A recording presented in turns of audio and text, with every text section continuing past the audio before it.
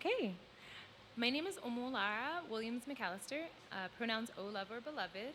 And in my practice, I collaborate with my human people neighbors and my plant people neighbors to make art, installations, community groups, and community resources. And one of the community resources that I've made is a curriculum on how to get money that focuses on artists and cultural workers. And so I'm really excited to partner with Masisi Radio to do a series of workshops around application writing. It says application writing for artists. We'll pull up my computer screen now.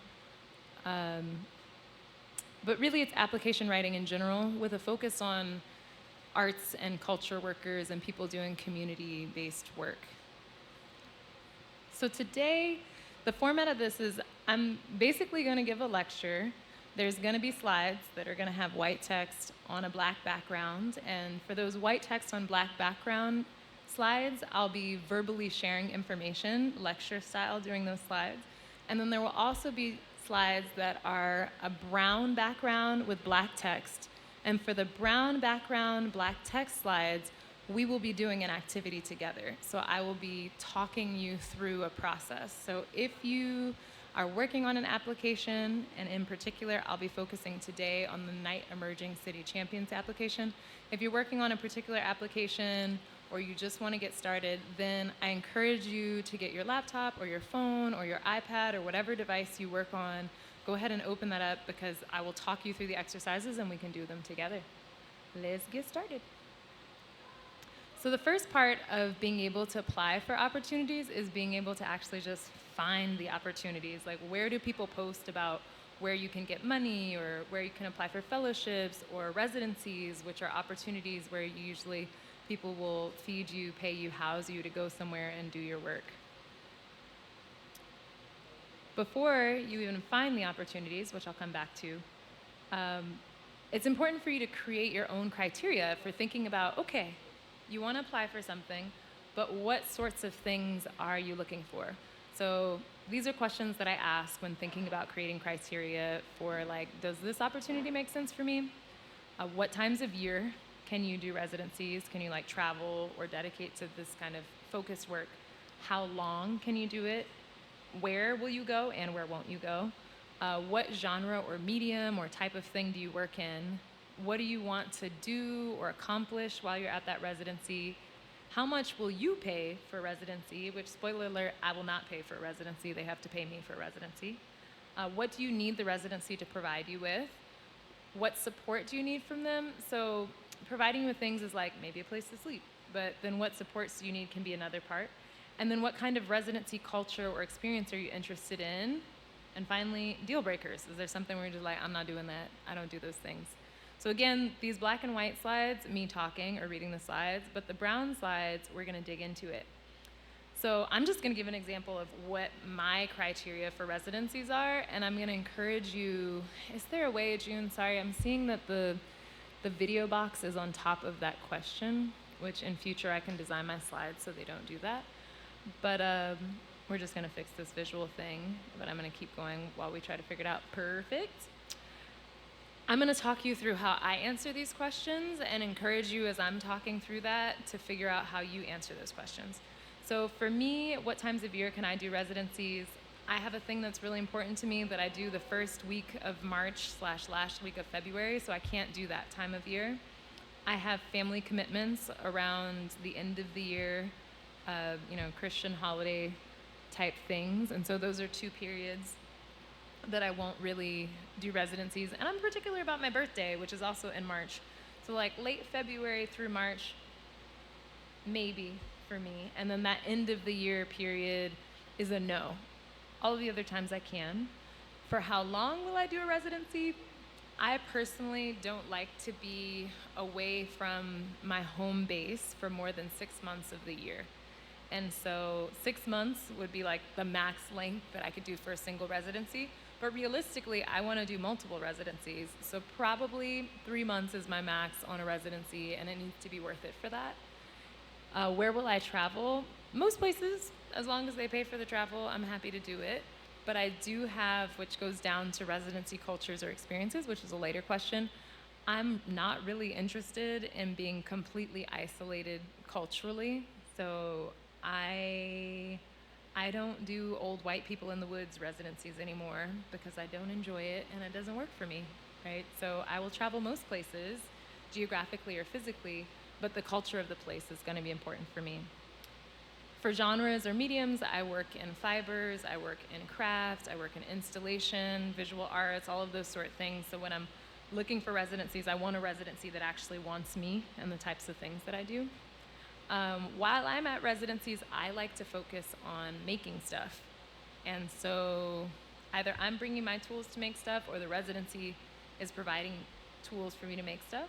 But there's also the question of like, okay, is it a research residency? Is it a making stuff residency? Is it a residency where they're going to introduce you to buyers? And the same thing for grants. Is it a grant where it's like, we just give you this money, you do whatever you want with it? Is it a grant that says you have to do a specific project during this specific project timeline? What are the parameters around that is something I want to establish for myself. And I will say, in terms of the what will I do while I'm at a residency, I never, or for grants, switching gears a little bit, I never apply for a grant for a project unless it's something I'm already going to do. So I don't see a grant and say, oh, $15,000, I would love $15,000. What kind of project can I make up to get this grant? It's too stressful for me. So I'm always like, okay, what project am I already doing or already planning on doing that I can get this grant for? Again, this is my personal criteria, but I'm encouraging you during this time to make yours. How much will you pay? I will not pay for a residency.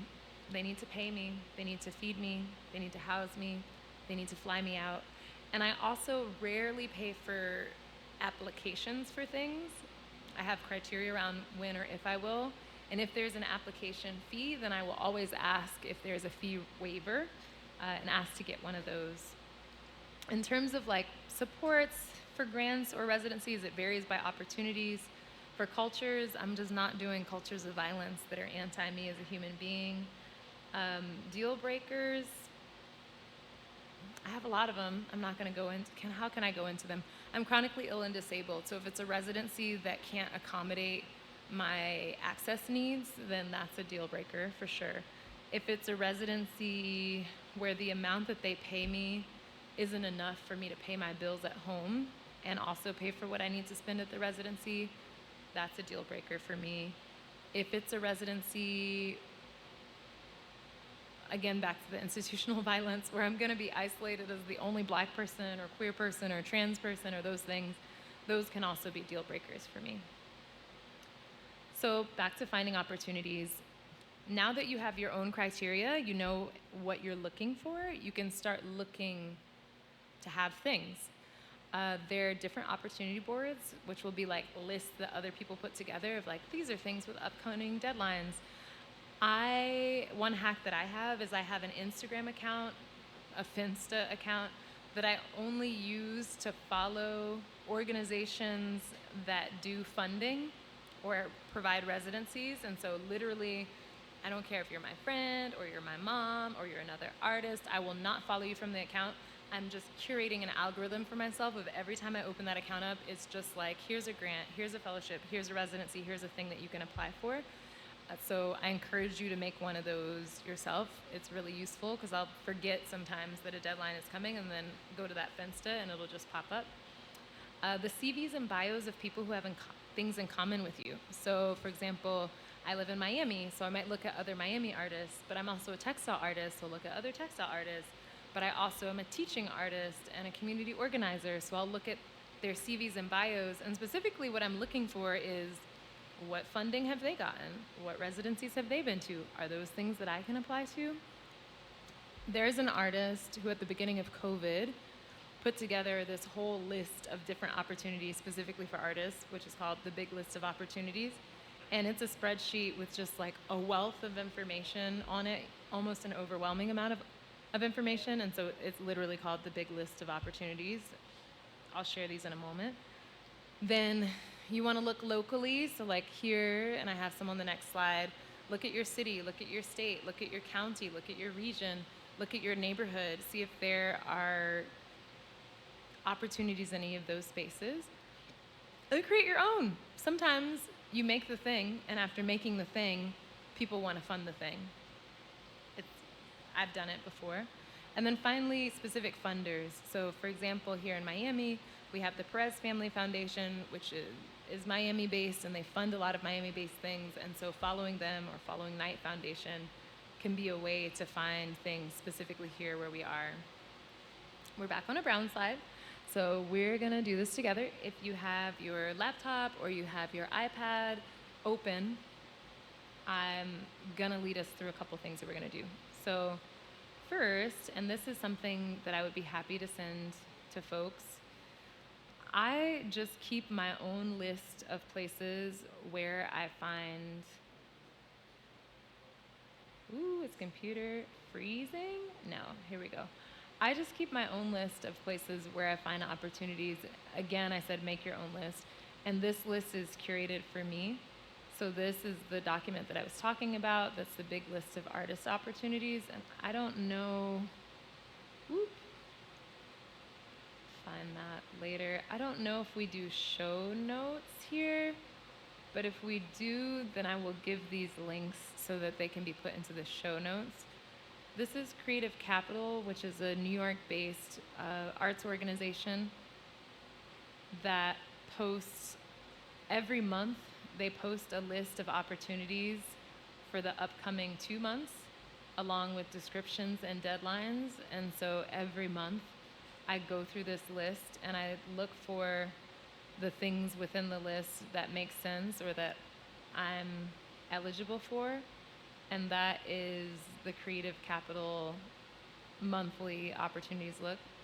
There's College Art Association. All of these are lists that you could Google. You could screenshot the name of this and Google them, and they would come up. Some of these, like the Maryland State Art Council, I don't live in Baltimore anymore. East City Arts, DC, I don't live there anymore. But I encourage you to build your own spreadsheet in that way. My computer is lagging a little bit in its response time.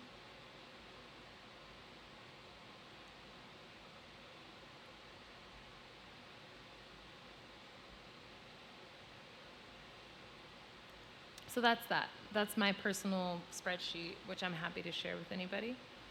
Another place which is underutilized is the CV of people, or the resume of people who share things in common with you. So this is my website, and this is my CV, and most artists do actually have their CV on their website because it's something that our industry wants or requires from us. And within my CV, again, my computer is working a little slowly, so bear with me. Within my CV, you can scroll down to the section that is just grants, residencies, and fellowships. And you can see a list. Again, we're waiting for the internet to catch up with us.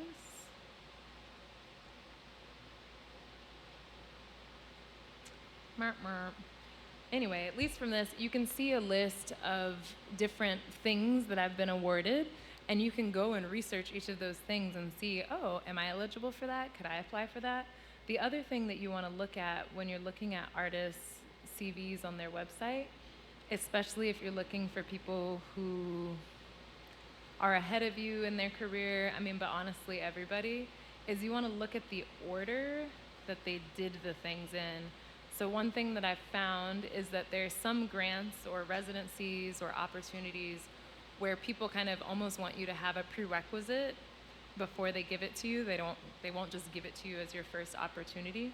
And so as you're looking at different artists or cultural workers or community organizers or teaching artists' resumes, you'll start to notice trends. And when I first applied for my, computer, it's slow, so it's responding slowly.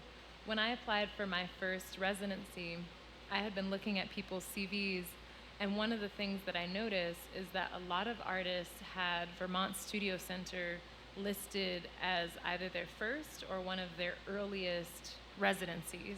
And then from there was this kind of clear pathway where people would then go to this one and this one and this one.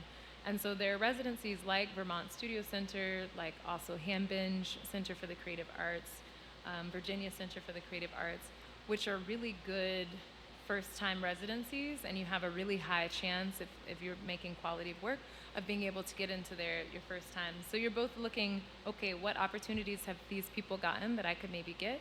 And you're also looking at the order that they got those opportunities in, so you can just think a little bit about how you might strategically go about it.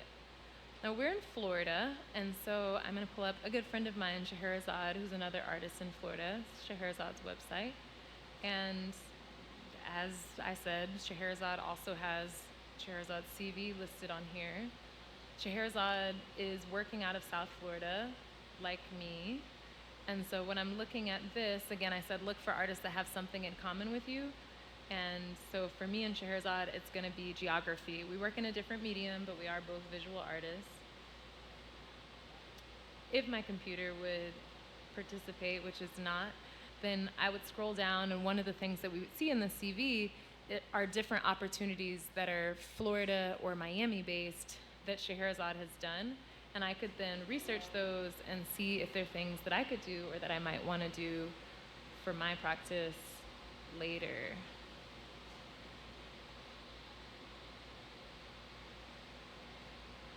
Oh, computer gods. We're just waiting on Scheherazade's, back to Scheherazade's, which is where we were before my computer had a little nap. And I'm looking at the art residencies and also the awards and acknowledgements part of Scheherazade's CV. And I'm noticing there's the Ellie's, which is something I haven't applied for, so I'm going to research that. I see the Miami Individual Artists Grant. This is something we did together, and that's really helpful because it means if we did that together, we may be eligible for other things that are shared. So you get the idea. You go to another artist's CV, you look at it under their grants and awards, and you basically say, let me look up each of these things and figure out if these are something that I could get or should think about it. In Miami specifically, here's a list of places where you can find opportunities. You've got Miami-Dade Cultural Affairs, Ulite Arts, the Knight Foundation, the Perez Family Foundation, the Florida Division of Arts and Culture, Locust Projects, Green Space Miami, your local BID, Business Improvement District, and then also looking at local council members, sororities, and other community organizations. Next. So a big thing that people do with grants, and I've sat on grant panels before, is they'll just be wanting to have money for a project, they'll have a proposal, and they'll just throw the same proposal into every single opportunity without reading the criteria, which is a waste of the grant's time, grant people's time, and it's a waste of your time. So before you apply for something, you want to check and see. 1, do they meet your criteria, which is the first thing we did, is you decided what time of year can you go and all these other things. 2, do you meet their criteria? And then the third thing is, does it even make sense for you? So are you at a place in this project or this idea where you want this and you will do it, or are you just applying to things to apply to things? Because again, waste of everybody's time. Today, I specifically want to focus on the Knight Emerging City Champions grant. This is a grant that I got last year that I thought was really low barrier. And when I was applying for it, I was like, oh my gosh, this is a perfect starter grant for anybody in Miami. So today, I'm going to use this as an example multiple times. So right now, the question we're asking is, are they eligible for us? Look, it's me. Are we eligible for them? So here's their eligibility criteria. You need to be able to go to a virtual orientation on August 4th. So you want to pull out your calendar and be like, do I have anything on August 4th? You have to live in the US. You have to be between 18 and 35 years old at the time that the application is due. So maybe you're going to turn 36 within the next year, but are you going to turn 36 before, let's see, when is this due? It doesn't say. So let's click on the link and find out. It's due May 28th. So are you going to turn 36 before May 28th? If not, you're eligible. Can you travel to Canada? So if you don't have a passport, or now is not a good time for you to leave the country, or you're not able to leave the country, then you would not be eligible. And then again, you want to check those dates. Do you have any professional commitments? You wouldn't be able to make those dates. And finally, they're basically asking, do you meet the criteria? So they're asking that any applications deal with connecting residents to their community, fostering creative expression, or building local resilience. They also have to take place in one of the 8 resident communities where Knight Foundation invests. Miami is one of the 8 places that Knight invests, so if you're in Miami and you meet the rest of those criteria, then you're eligible. If you don't meet those criteria, then you are not eligible, and that's sad, but move on to the next opportunity, because again, don't waste your time, don't waste their time.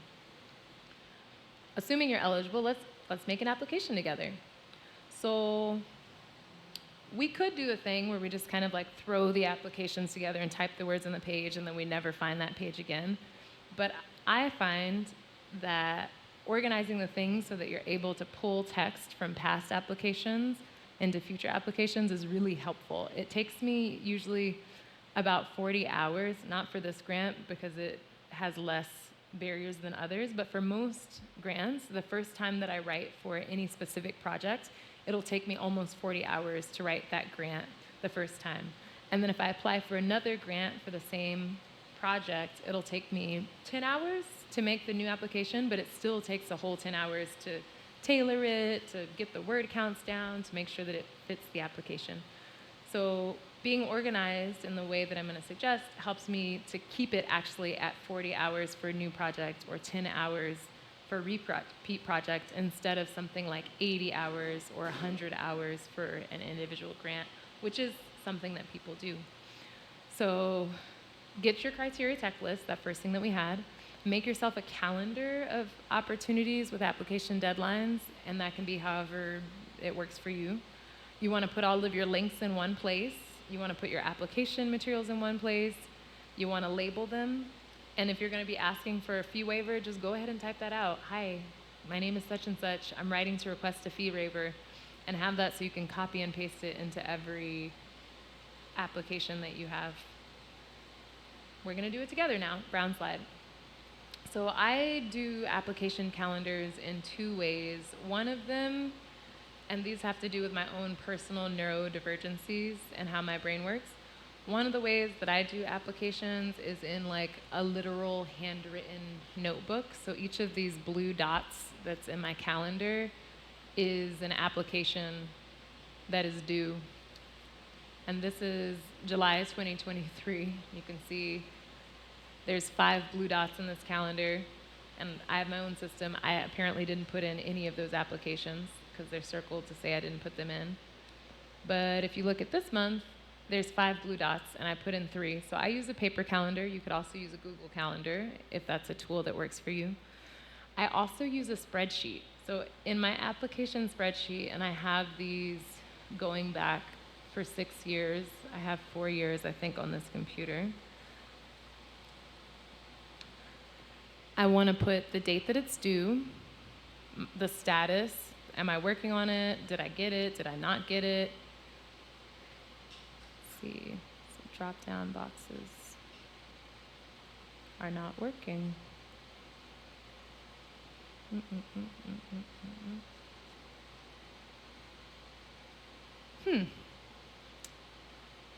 I'm having all of the technological issues today, and I don't know why. Okay, well, usually this is a drop-down box. Oh, it's view only because it's in the wrong account. That's fine. This is a drop-down box that says it's in progress, I submitted it, I didn't submit it, I got declined for it, so just the status of it.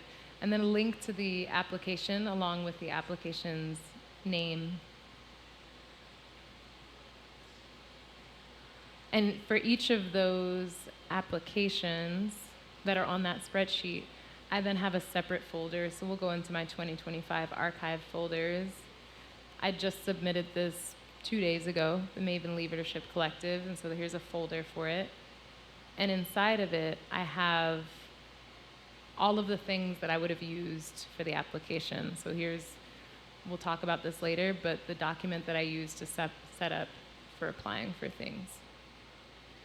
So make yourself a calendar. It could be a calendar on your fridge. It could be a paper calendar. It could be a Google calendar. It could be a spreadsheet. The only thing that matters here is that it's something that will actually work for you, that you will actually look at and say, oh, I have a deadline coming up. I need to do this thing. Whatever thing works for you, do that. And then after you make a calendar, set up a system. It can be a paper system of just putting together all of your documents for your application so that when it's time for you to look at something and apply, you can pull out your folder, have all of your things there, and just focus on that task. We're going to walk through setting up an application file. So there's the folder, and like I said, all of the things that you want to apply to the thing. And I have my way that I do it, which works for me. Hopefully it'll work for you. But I include, and I would say for whatever system you make, you would want these things. Maybe you make a Google Calendar invite and you put them in there. Links, so you want a link to the application, a link to the description of what it is, a full description of the opportunity, and then all of the application questions, and very, very importantly, the word counts. So what we're gonna do is we're gonna set up a folder and a file for the Night Emerging City Champions together. And I'm gonna do that in my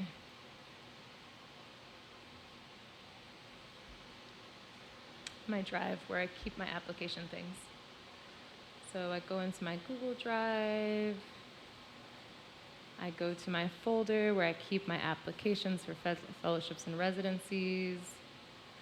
I name all of my folders with the date that the thing is due, so that when I see them in my computer, they come up with this thing is due first. And if you want them to come up with the date that the thing is due first, you also have to put them year, month, day instead of month, day, year, because that'll make them sort correctly. So I made a little folder, and I'm going to make a file. I'm also going to name the file the date that it's due.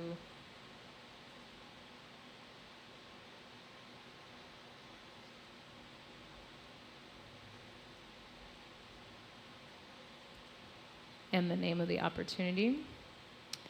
And the first things that I'm going to grab to put in that is this link, a link to the page that describes it.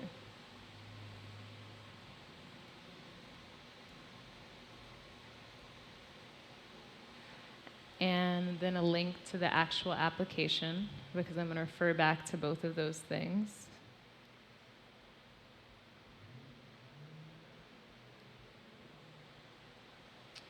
And then, if it exists, I'm going to put a link to an info session video, which a lot of things do have info session videos now. I don't know if this thing does.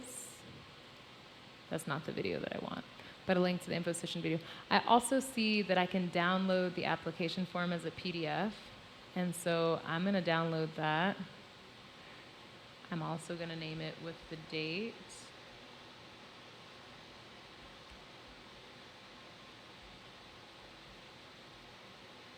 I'm going to add it to my Google folder.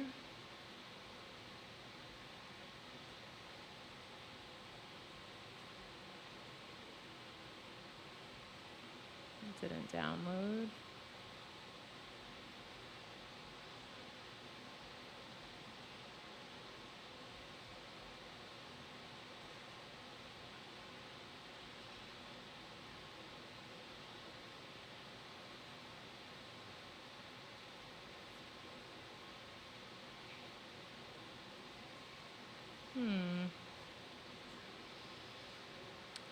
My computer not being my friend. Huh.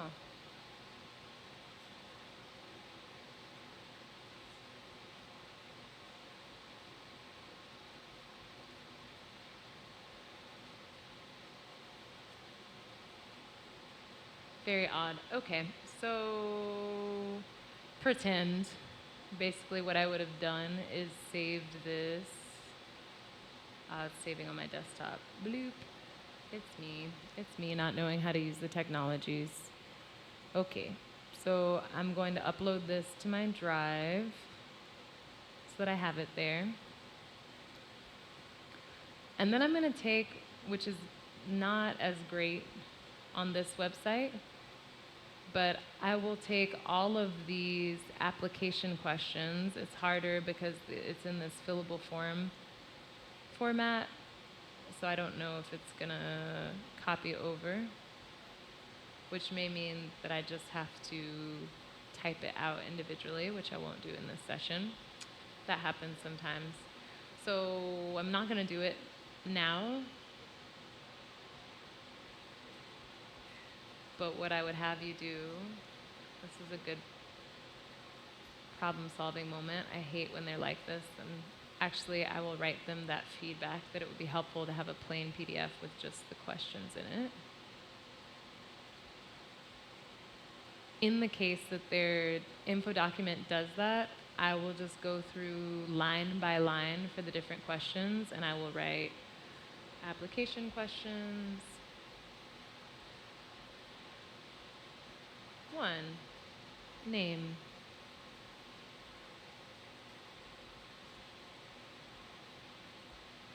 2, date of birth, and go on and proceed in that way. I would also copy over things like, which I think I'm going to talk about in the next one, these close read things. So I'm going to ask, what is their evaluative criteria, which basically means how are they choosing who they're going to give this money to? What are their objectives and goals, which is basically what are they trying to accomplish by giving this money out? Any keywords that they use, because people like people who talk like them or use the same language that they use. We're going to look at that in a second. I'm going to read through the FAQs because it might tell me mistakes that other people made or things that I didn't know. And I'm also just going to read the directions, which is something that people often don't do. Sometimes it'll be like, save everything in a PDF and send it to us. And people will save it in a Word document and send it. And it's a simple thing like that that could get their application disqualified for no reason. So for this form, we have the eligibility requirements.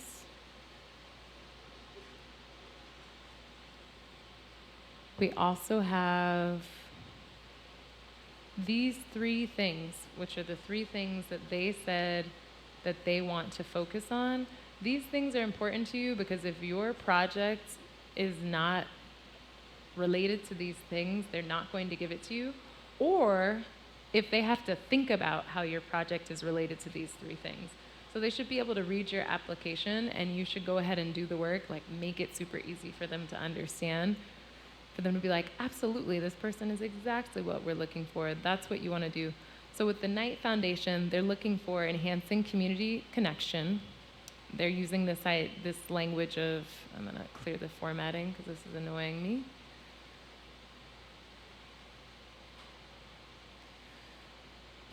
They're using this word trust in community. And so in my close read, that's a really specific phrase. I'm going to highlight it because if it's possible, I'm going to use that exact phrase in my application in a relevant place. Creating shared spaces, like Masisi Radio. Information sharing initiatives, like this workshop. And civic engagement. That's a tricky one because with something like civic engagement, I would go in and put a question. I have my own definition of civic engagement, but what do they mean by civic engagement? Do they mean voting? Do they mean people doing things together in their community? I don't know, so I need to find out.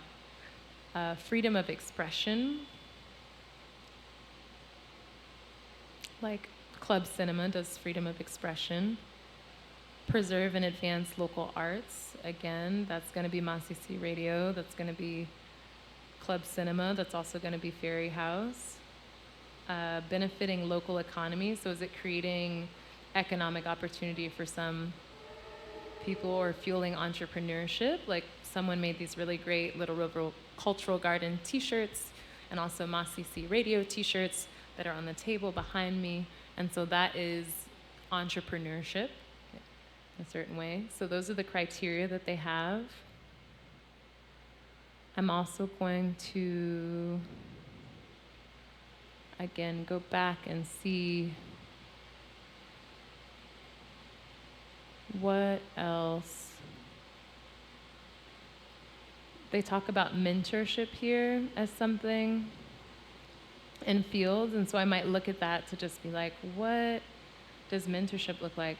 But another part, again, this is similar to the thing that I was saying about looking at the CVs of peers, is, so we highlighted some, we looked at their objectives and goals, we saw their evaluative criteria, we looked at keywords, FAQs, but also I always look at who are the people that have been awarded this in the past. And so if I can find a list of past champions, then I want to go through that list, and I did do this when I applied for it, and I'm going to read who is this person, what is their project, how is their bio written, because if possible, I'm going to write my bio so it kind of looks like their bio, and what is their project. And so you go through all of these people, you read all of those things, and you start to see trends across the different projects, and you can think like, oh yeah, if I were putting my project next to those projects, it would make sense for them to have the same funder. If it doesn't make sense, it may not be an opportunity that is for you. So we just did this close read together. I would go one step further in terms of the research, which I started to do this, the past recipients, their funders, who are the people who give them money. In this case, it's the Knight Foundation, so they have their own endowment. What's their mission? What kind of programming events do they have? And the reason that I look into those things is because, again, it tells me things about their values. So I could talk about a red flag that I can see sometimes. If I'm looking at a thing and I'm applying for it and I'm the only, there's no black people on their website, then I'm gonna have a question, like, do they fund black people? Is that a thing they're trying to do? You know, if I go on the website and there's no connections to anything that I do, then I don't, again, wanna waste my time applying for something that isn't for me. And so I'll just keep it moving, or be like, oh, maybe I need to do something else to make myself eligible for this. That was a typo. Come back for that. Reach out to people. So a thing that people don't use is utilize all of their resources. I am ruthless. I will write cold call emails. That whole list of past Knight emerging champions, I am one of them. But if I wasn't and I was applying for this, I would find those people's emails and I would send them a thing that says, hey, I'm applying for this. Would you be open to talking to me about your experience with this program? And when I talk with them about it, or if they say no, then I'll say, can I have a copy of your application? That would help me understand what a winning application looks like. If I can find the email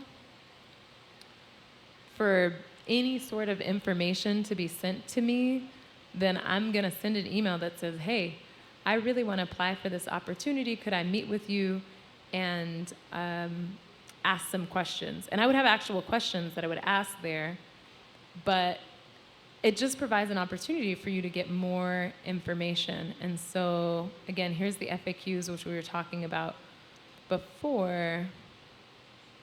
But you'll notice that in the application form, and sometimes you have to dig for it, at the bottom of the application, there is an email address listed here. And so you can pull that email and be like, hi, this is who I am. I'm really excited to apply for this. Can I talk with you about the questions that I have? Or can I talk with you about my project and how it might fit into this? Find those people's email addresses, email them. And then thirdly, you want to be using the people who are already in your community. So when I do an application, especially if it's the first time that I'm applying for a specific project, I have a group of people who love me, who are copy editors. So they're people that I could send it to and say, I need you to edit this for clarity. I need you to make it fit in 250 words. I need you to make sure the grammar is correct. I have people that I send it to where I'm like, hey, I haven't talked to you about this project. Could you read over this project description and tell me if it makes sense to you or what questions you have? So I have this team of my own people who read things for me and provide feedback at my various stages of drafting. And again, those skills I'm looking for, I want to have some people who are grant writers if I can. I want to have some people who are just writers who understand like commas and semicolons and sentences and things like that. I want to have somebody who will read the application but has no idea what the project is that I'm working on, because I want to know, am I writing this so that this grant panelist who's never met me, who doesn't love me, who doesn't care about me or my project, knows exactly what I'm saying I'm going to do? Or does it just feel like it's clear because all the people who've read it already know what it is? Those people are really, really important, and you want to explicitly ask them, hey, would you be willing to support me in this way? And then work with them through your process of applying for different things. So then finally, we're going to close with what are the components of your application. Before I talk about the components of the application, I want to talk about how they function. So your grant application is a story, and basically the best storyteller wins. What's happening when you submit these things, all these questions, is there's a group of people, and those people are reading all of the applications that were submitted. So let's say there's 500 applications that were submitted. This group of folks are reading 500 project descriptions. They're reading 500 of everything that you write. They're probably reading it in addition to whatever their regular job is. They may have children or other caretaking things, and so, they want to read it and score it, but also they're most likely tired and have been doing this a lot. And so when you write your application, you want to write it so that they are excited to read it and feel refreshed and engaged and to some extent entertained, that they're coming into it like, oh my gosh, yes, I can totally imagine that. That seems really cool. Because when you can write it in a way that you are able to grip the person and hold them, they remember that and they want to fund that. It's storytelling. So each part of your application works together to make a complete story. Even your budget, you want to write your budget in a way that it gives them more insight and information about what your project is and maybe makes them excited about it, as well as revealing the story about how you and your project are the solution that they're looking for. So as funders, they have funding objectives, and you've researched those because you've done a close read and you've done the research. And so maybe their objective is to make sure that people are spending time together in the real world. Then you highlight the way that you, through your work, are helping people spend time together in the real world. These are components that will exist often in an application, and this is part of my standard one, so it's not tailored to the KECC. But we're going to look specifically at KECC, and more specifically, we're going to look at my application from last year. So like I was saying, I make folders for all of my applications, and I keep them, so I have an archive. This was 2024.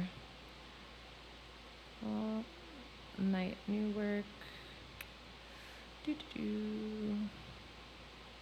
was awarded. Here's my final one. And so here in this application,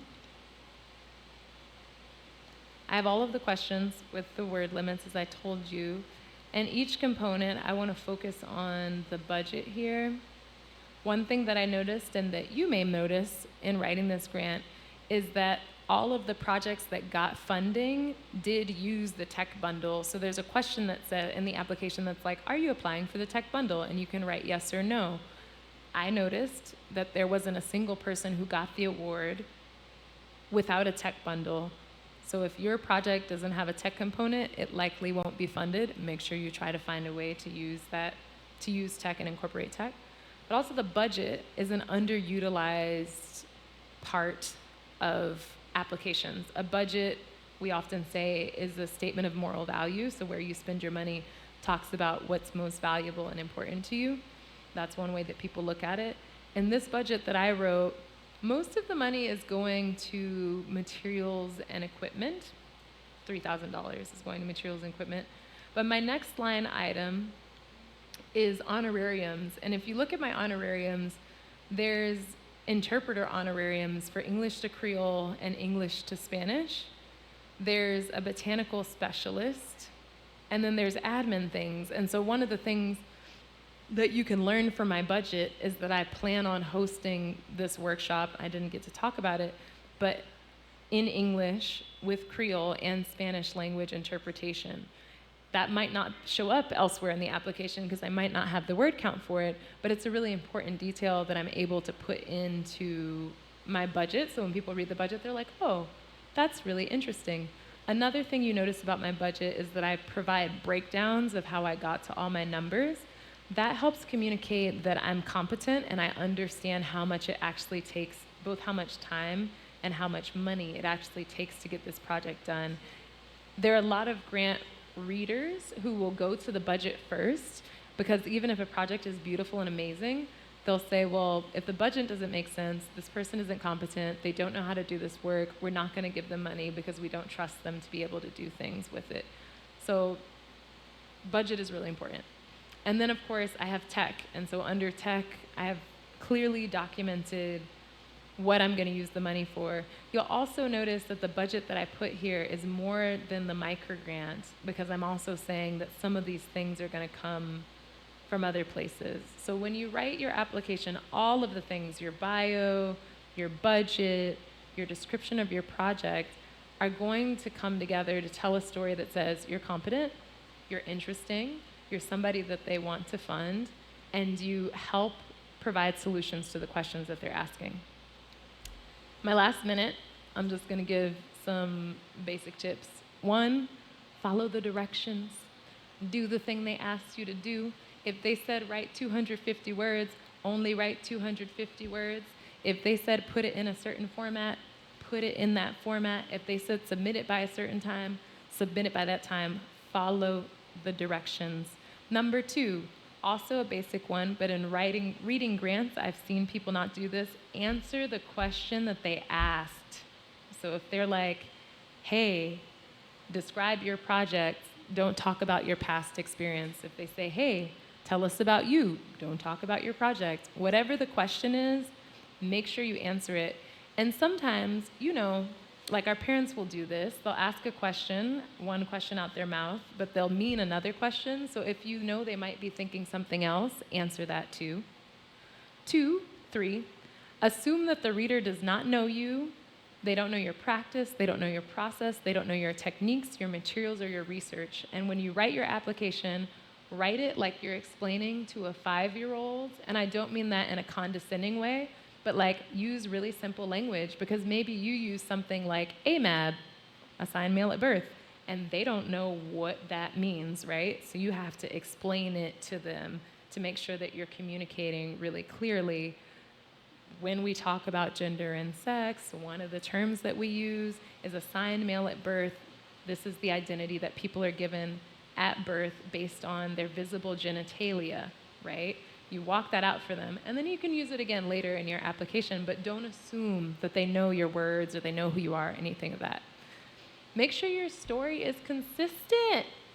If you say that you're gonna use the funding to host club cinema and you're getting people together to watch films by local Black, queer, and trans people, and then they look at your budget and something in the budget is like paying an honorarium to a German person who is not Black or or something that is really inconsistent, something that's less, let's see, what's a less consistent than that? If you're saying that you're doing a movie night club and then there's a random expense for, I don't know, renting a pole for pole dancing, then either you have to explain it or it just shouldn't be there, right? Because they'll be like, well, why are you renting this if that's the thing that you said you're doing? So everything needs to match.